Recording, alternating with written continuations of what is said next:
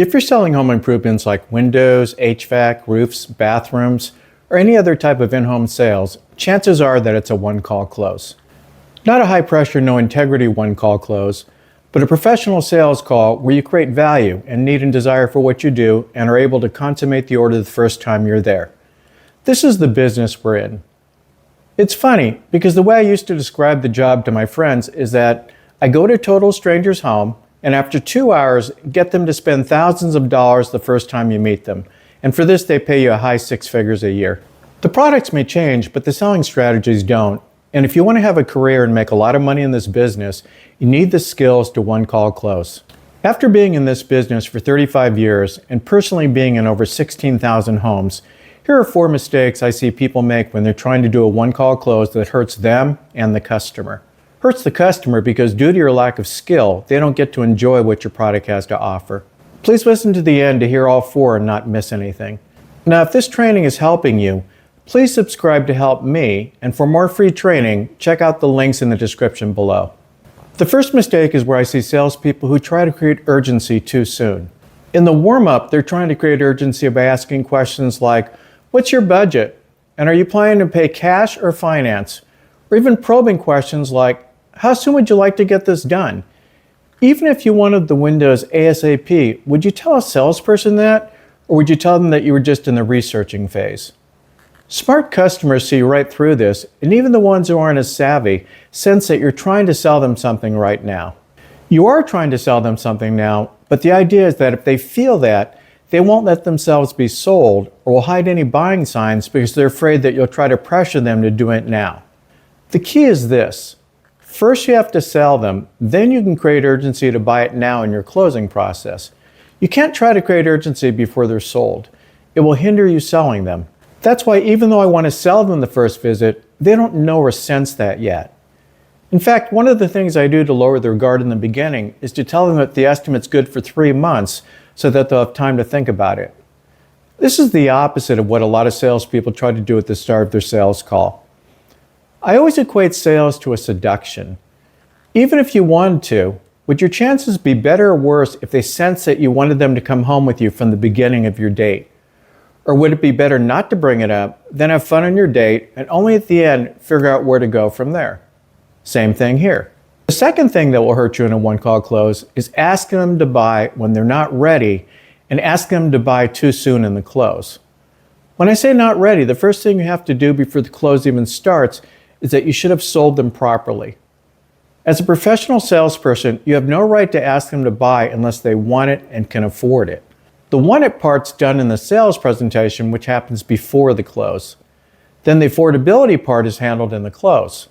So the first part of them being ready is that they have to be properly sold.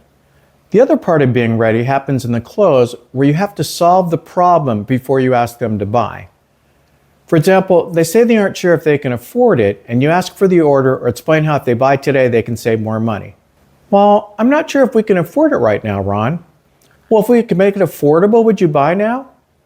Or we have a today discount, blah, blah, blah. There are 2 things wrong with this. The first is that you're asking for the order, i.e. creating urgency before the problem's solved. The problem is that they don't think they can afford it yet. The biggest issue in closing is that sometimes people are afraid to give you the real objection because they know you being the great salesperson that you are will turn the objection, then they'll have to be put on the spot and pressured to buy. That's why a lot of times the close starts with them giving you smokescreen objections like, I want to think about it, or I never make snap decisions. So when you ask them to buy now, this will bring up the guard even higher and make them more resistant to you trying to help them. Why would they help you in making it affordable to them when they know that if you do that, they'll be put on the spot to buy? That's why you ask people to buy after you've solved the problem, not before. If someone says they can't afford it, the problem you have to solve is to make it affordable to them, which you do in most cases by finding ways to lower the payment. Until you make it affordable to them, you haven't solved the problem. Now, once you solve the problem, then you can ask them to buy or explain your urgency discount, not the other way around. Make sure all the doors have been closed except for the urgency, then you can ask for the order or do your today discount. The third mistake in being able to one-call close is you not being prepared and proficient. There's no excuse for this because the reality is that you already know what you're going to hear. Every day you're going to hear, I need to think about it, it's too much money, and I always get 3 estimates. The point is that if you already know what they're going to say, you should be practiced and ready to handle these. If you're ready, I should be able to say, I need to think about it, go. I need to get 3 estimates, go. And it's too much money, go.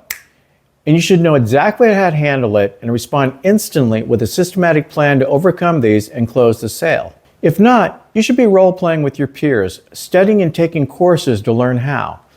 Now, if you're interested, I created a full program called The Art of Selling Home Improvements. It covers everything from A to Z, not just the one-call close, but every skill you need to succeed in home improvement sales. The link's below if you want to check it out. Now, regardless of how you learn, it should be practice and you should be ready for the close. The practice and studying should be done outside of the home, not in your sales call. Say you drive to 10 homes to do 8 presentations for a couple of hours each, and you finally get to the end and can lose it in the close in 10 minutes after all of that work. Instead, you can practice the close 10 times in an hour and get the same experience and not at the cost of losing thousands of dollars in commissions because you don't know what you're doing. The 4th mistake, and the easiest fix you can make when doing a one-call close, is not really understanding that it is a one-call close. That it's more of a reflection of the situation, not what the company wants you to do. That means that regardless of what you think, the reality is that if they don't do it while you're there, that they probably won't do it at all. Now, in certain situations, this may not apply. One example being that your company has the lowest price, so after they shop around and don't meet any real salespeople, that they'll call you back based on price alone. Unfortunately, most of you who sell home improvements on a one-call close generally have a higher value proposition and therefore a higher price. Them shopping around after you leave won't help you because they'll see lower prices, and after you leave, they'll forget all the reasons of why your price is worth it because of the value you offer. The other reason it's a one-call close is that while you're there, if you've done your job, you should have brought them to the maximum moment of need and desire for your product. And if they don't do it then, the chances are that they'll never do it because after you leave, the emotion and desire drops, not gets higher.